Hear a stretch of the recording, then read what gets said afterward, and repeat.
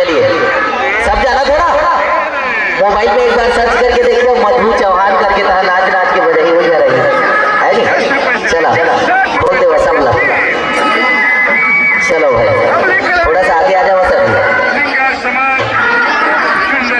चलो और वो गीत जो फेमस है तोला रहना लागे है ना वो गीत न बजाते हुए अपन नृत्य करेंगे। चलो